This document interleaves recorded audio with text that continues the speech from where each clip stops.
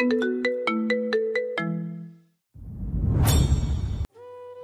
কাজে দেরি করা ভালো না আব্বা। চেয়ারম্যান সাহেব রসিক মানুষ, উনি ফিরোজের কথা শুনে হো হো করে হেসে ওঠে। মুহূর্তে ওনার হাসির রেশ উপস্থিত সবার ঠোঁটের মাঝে ছড়িয়ে পড়ে। স্বপন ইসলাম বলল, তাহলে সামনের শুক্রবারই বিয়ে।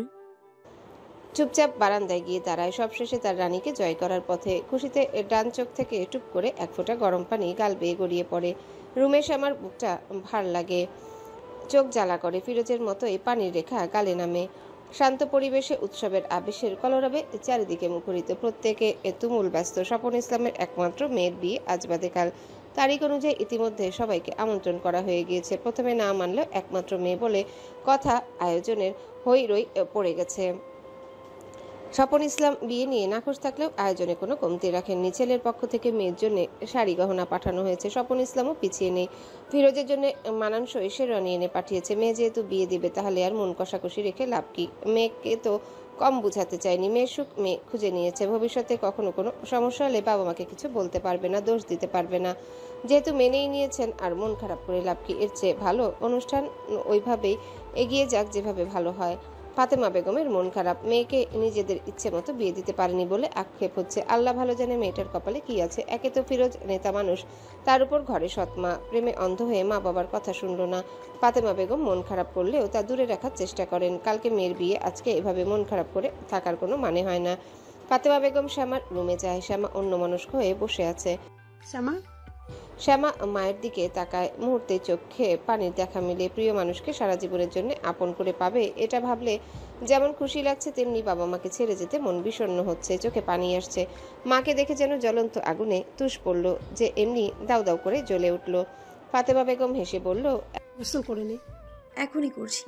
এতদিনে সবাই মিলে মেয়েটাকে কম মারেনি। আজকে শ্যামার ফ্যাকাশে মুখটা দেখে যেন খারাপ লাগলো, ভীষণ মায়া হলো। কিছু খাবি? না। ফাতেমা বেগম চোখে উপচে পানি পড়ার আগে উনি সেখান থেকে চলে যায়। শ্যামা ফ্যালফ্যাল করে মায়ের যাওয়ার দিকে তাকিয়ে থাকে। শান্তা যেন পুরোপুরি বদলে গেছে। যেন যেই মেয়ে ননদকে চোখের দেখা সহ্য করতে পারতো না, সে কিনা নিজ হাতে সব করছে। উৎসবে তার কোনো খুশির কমতি নেই। সবার আগে তৈরি হয়ে গিয়েছে, ছোটাছুটি করে সব করার জন্য ব্যস্ত। রিপন জানে ফিরোজ কেমন ছেলে, এক ক্লাসে লেখাপড়া করেছে। মনে মনে নাখোশ থাকলেও সব দায়িত্ব সুনিপুণভাবে করে যাচ্ছে। বোনের বিয়েতে যেন কোনো কিছুর কমতি না থাকে, সে ব্যাপারে কড়া নজর। শ্যামাকে গায়ে হলুদের সাজে স্টেজে তোলা হয়েছে। একে একে সবাই কনেকে হলুদ ছুঁয়ে দিচ্ছে। শ্যামা তার পরিবারের সকল সদস্যের মুখভঙ্গিমা দেখে মনে মনে বলল, একদিন খুব সুখী হয়ে সবার ধারণা বদলে দেব, প্রমাণ করে দেব ফিরোজ ভাই খুব ভালো ছেলে। তোমাদের মেয়ে কোনো বাজে ছেলের খপ্পরে পড়েনি। মোহাম্মদ আলীর প্রথম ছেলের বিয়ে, কোনো কিছুর ঘাটতি রাখা চলবে না। ফিরোজ তার বোনকে সাথে নিয়ে বিয়ের যাবতীয় শপিং করে নিয়ে এসেছে। ফিরোজ বিছানায় সোজা হয়ে বসে আছে। সন্ধ্যায় গায়ে হলুদ হবে, সে এসব করতে মানা করেছিল, কিন্তু কে শুনে কার কথা? ফারিয়া এসব করবেই। ফিরোজের গায়ে হলুদে শ্যামার ভাবিসহ আরও অনেকেই আসে। তারা যাওয়ার সময় ফিরোজের বাড়ি থেকেও কিছু মানুষ যায়, সাথে ফিরোজও যায়। হলুদের সাজে রানীকে দেখতে কেমন লাগছে দেখার লোভ সামলাতে পারেনি। যদিও গ্রামের বাড়ি, তার যাওয়া নিয়ে হাসি ঠাট্টা হয়েছে, সে এসবে পাত্তা দেয়নি। বিয়ে মানুষের জীবনে একটাই, সুতরাং মানুষের কথা শুনে পিছু হটার মানে হয় না। কালকে মেয়েটাকে কেমন মন মরা লাগছিল ভাবতেই ফিরোজের মন খারাপ হচ্ছে। এই পর্যন্ত দুজনে ঠিকমতো এক মিনিটও কথা বলতে পারেনি। মেহমানের টিটকারি হট্টগোলে কথা বলা হয়নি। সে শ্যামাকে বলেছিল তাদের সাথে শপিংয়ে যেতে, কিন্তু সে যায়নি। শুধু শুধু শ্যামা তার কাছে আসুক, তারপর সব কষ্ট আঘাত মুছে দেবে, সর্বোচ্চ সুখী করবে তার রানীকে। সে মনে মনে দোয়া করছে যেন ভালোই ভালোই বিয়েটা হয়ে যায়, আর কোনো ঝামেলার সূত্রপাত হয়ে যেন বিয়ে না ভাঙে, এই তার কামনা। শ্যামাদের বাড়িতে ফিরোজকে দেখে সবাই হৈ হৈ করে ওঠে।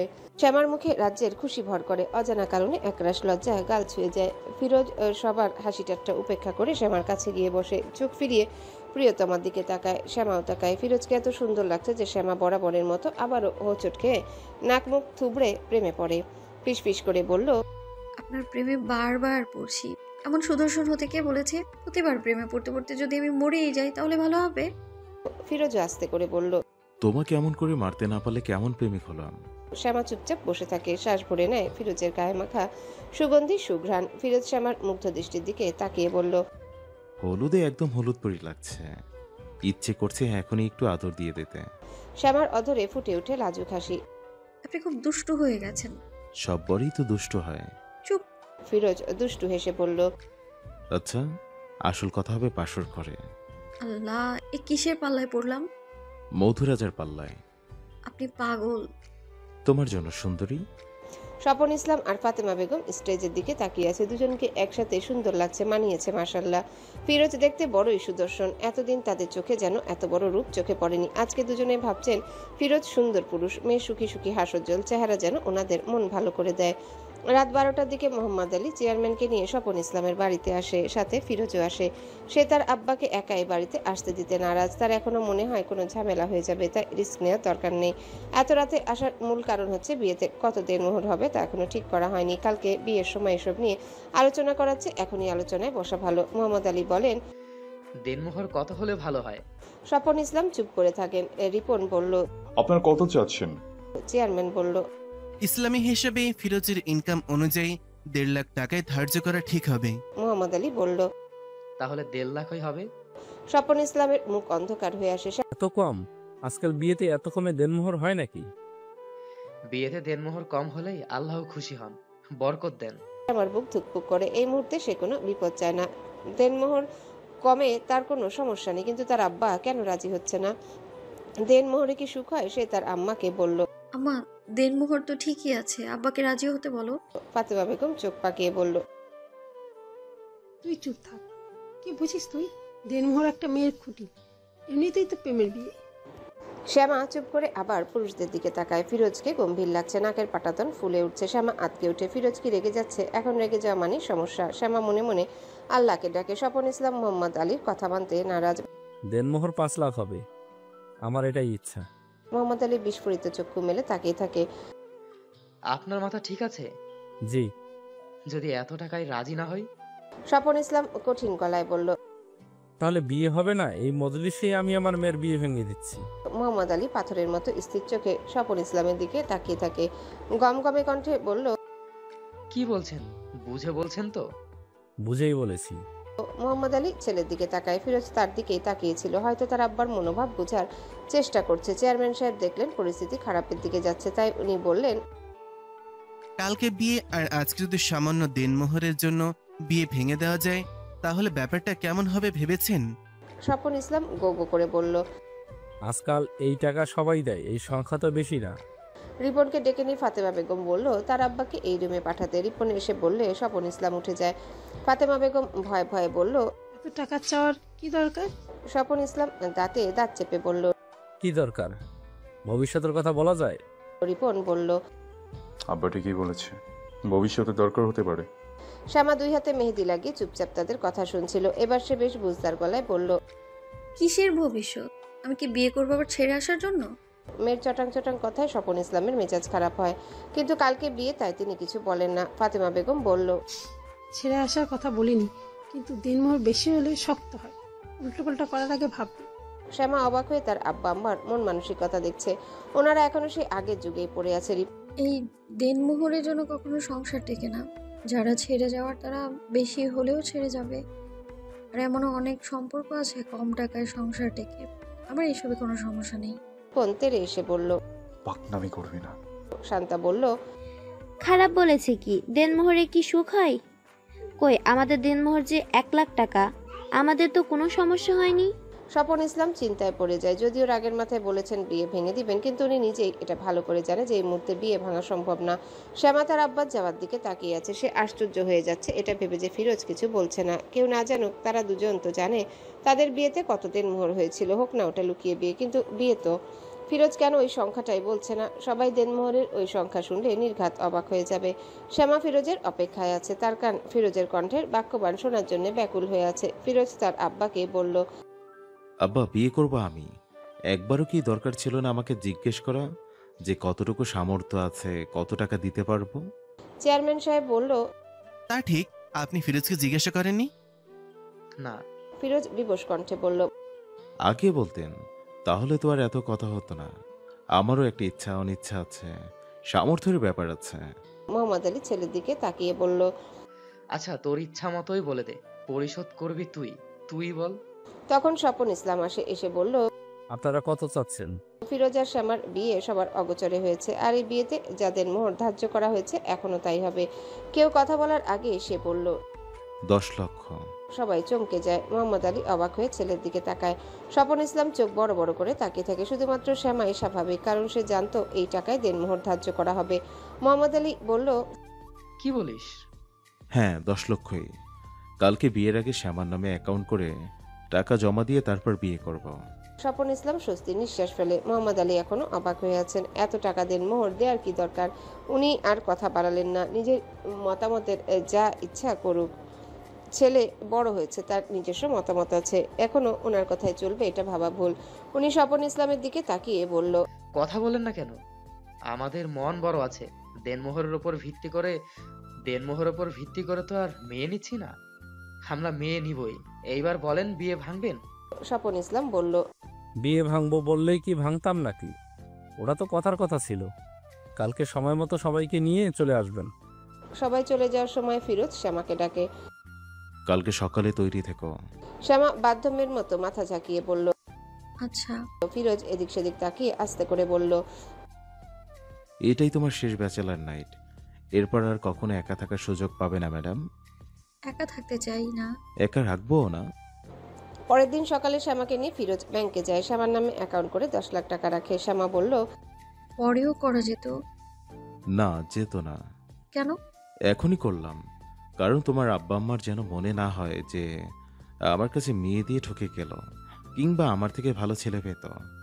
শ্যামা হাসে। ফিরোজ তার থেকেও বেশি ভাবে। সে জানে কি পেয়েছে, হোক একটু কষ্ট, কিন্তু সুখের রাজ্য যে ফিরোজের কাছে। দুপুরে বরযাত্রী আসে, সবকিছু ভালোই ভালোই হয়ে যায়। কাজী যখন শ্যামাকে বিয়ে পড়াতে যায়, উনি এক পর্যায়ে বলল, বলো মা, কবুল? তখন শ্যামা ফিক করে হেসে দেয়। এমন করে কবুল সে আগেও বলেছে, তাই এখন বলতে হাসি পাচ্ছিল, যা চেপে রাখতে পারেনি। এক পুরুষকে 2 বার বিয়ে। শ্যামার হাসির শব্দে সবাই হৈ হৈ করে উঠে। মেয়ের নির্লজ্জতার পসরা সাজায়।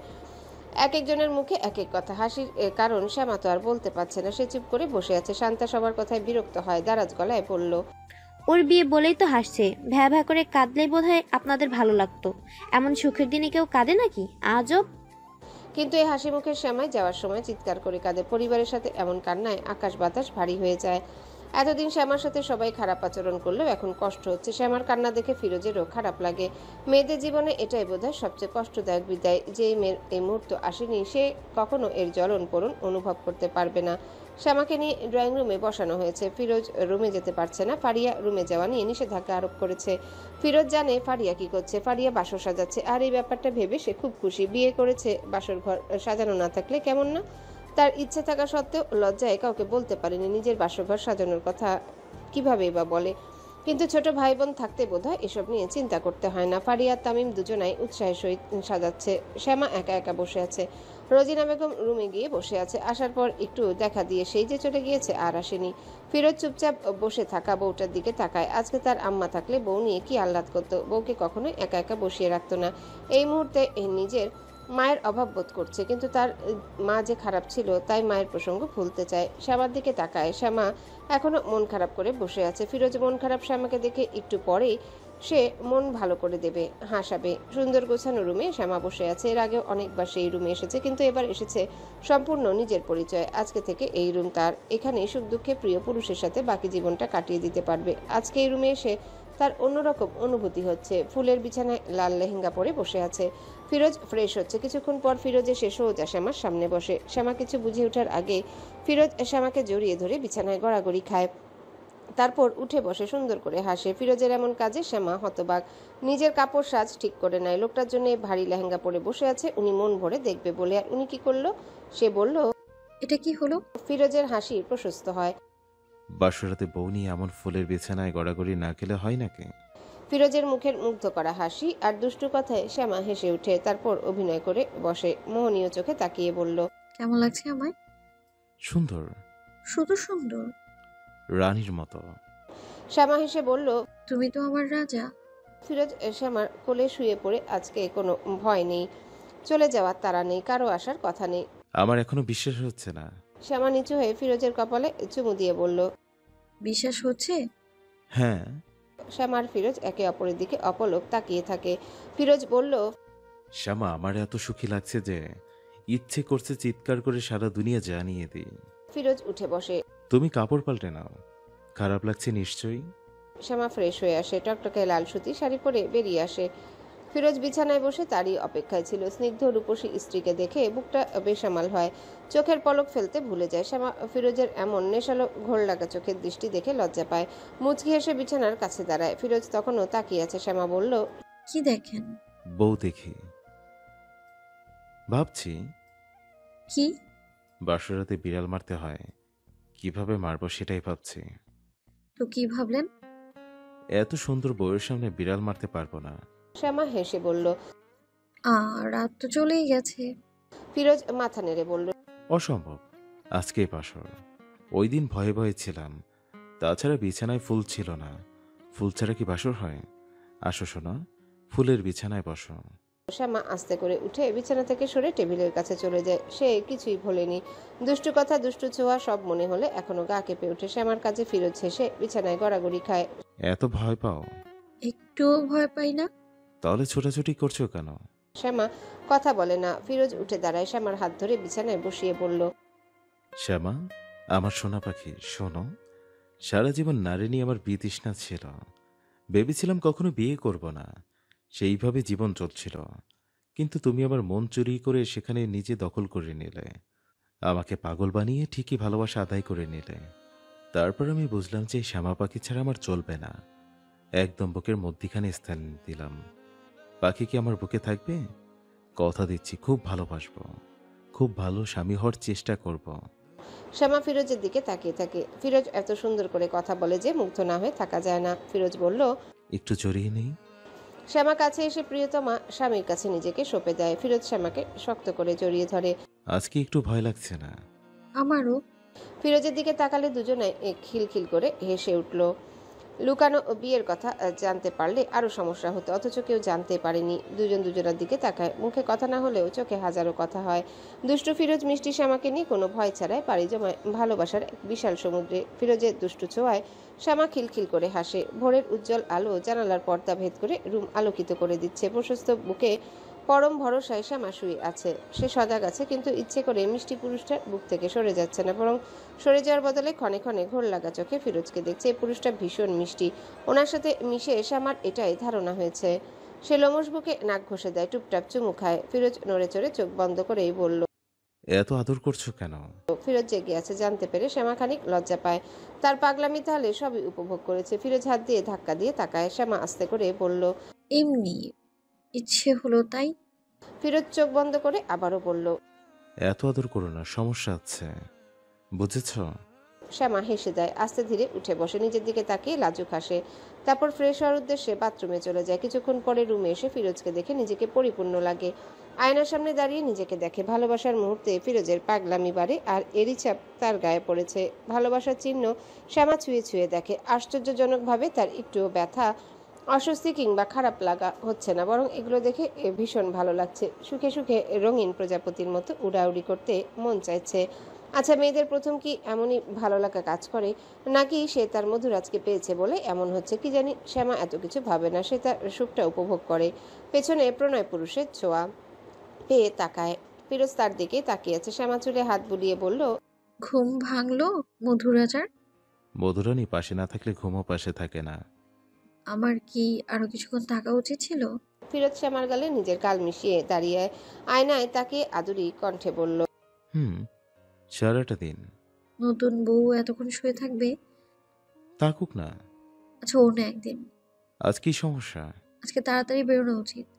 ফিরোজ শ্যামার হাতের উল্টো পিঠে চুমু দেয়, পরম যত্নে নিজের সাথে আগলে রাখে। শ্যামা বলল, এত কেন করা লাগবে?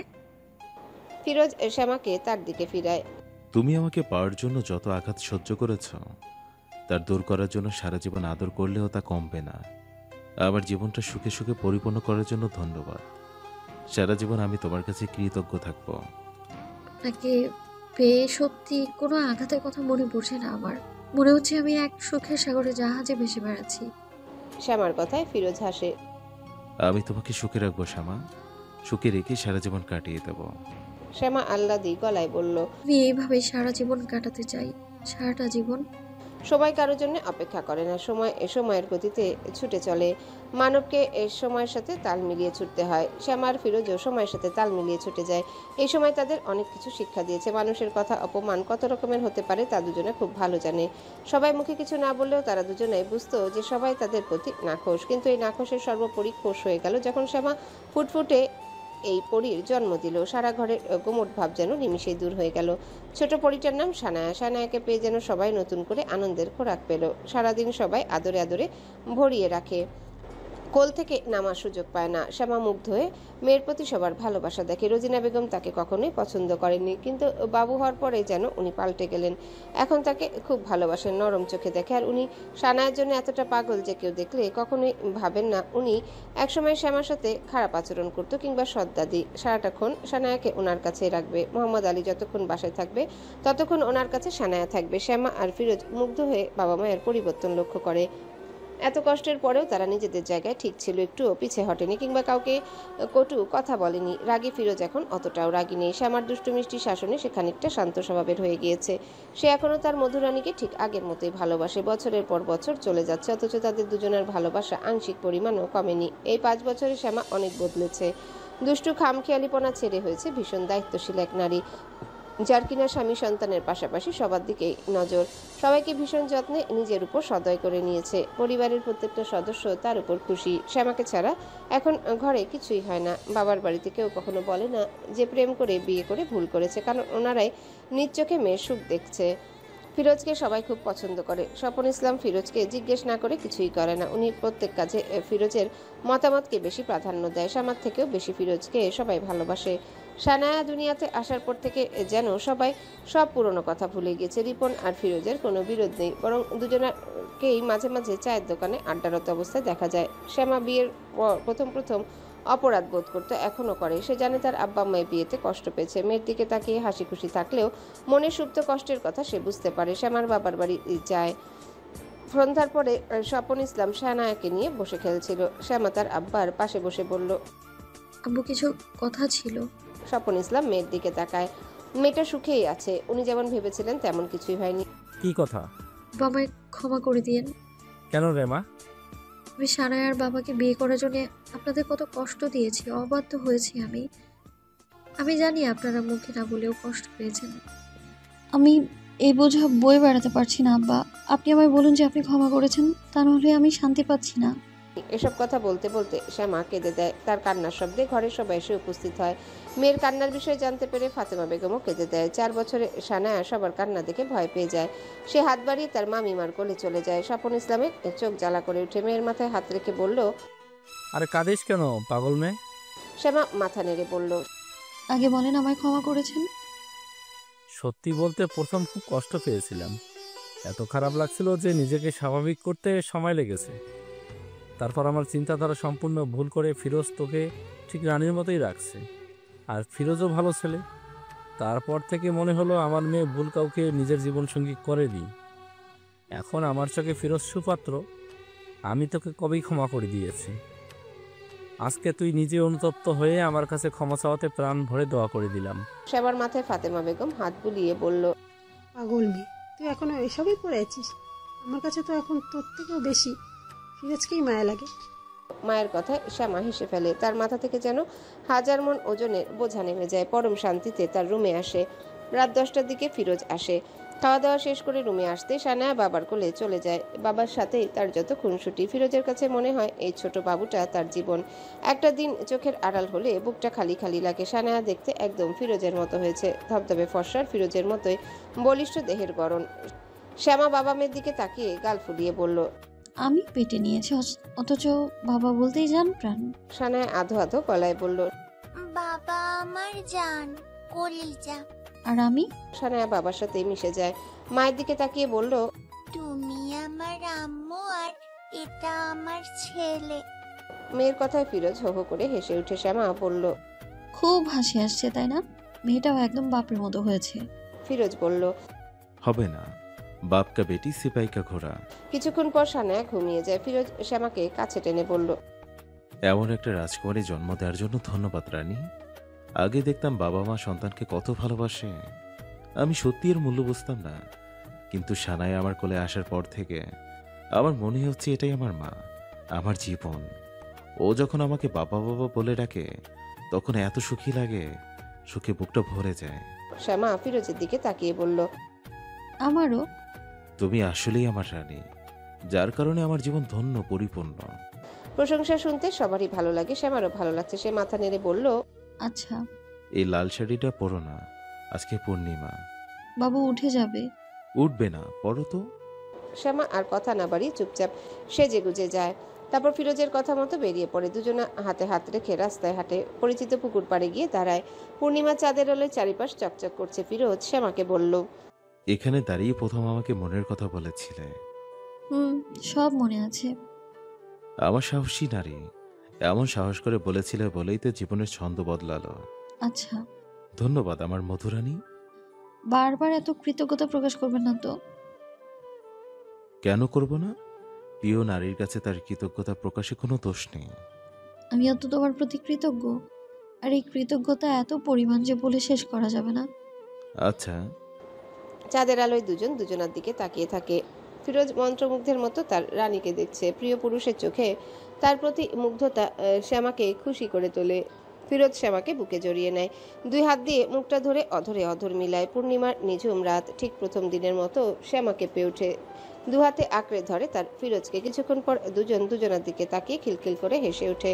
ফিরোজ একটা কদম গাছে হেলান দিয়ে দাঁড়ায়, শ্যামা তার বুকে মাথা রেখে দাঁড়ায়। ফিরোজ পরম যত্নে শ্যামাকে আগলে ধরে, আদর নিয়ে মাথায় হাত বুলিয়ে দেয়। ফিরোজের এই সামান্য যত্নগুলো শ্যামাকে খুব সুখ দেয়। সে বলল, তুমি তো আমার সুখ, আমার স্বস্তি। ফিরোজ মুচকি হাসে, চাঁদের দিকে তাকিয়ে বলল, আরো সহস্র পূর্ণিমা তোমার সাথে কাটাতে চাই বউ। এত এত ভালোবাসা এখনো যে বাকি। কদম গাছের নিচে পরম ভালোবাসায় মিশে থাকে সুখী দম্পতি। চাঁদ তারা হেসে হেসে তাদের ভালোবাসা দেখে। পৃথিবীর সবাই এমন সুখে থাকুক। মধুরাজা মধুরানীর ভালোবাসা অটুট থাকুক আজীবন।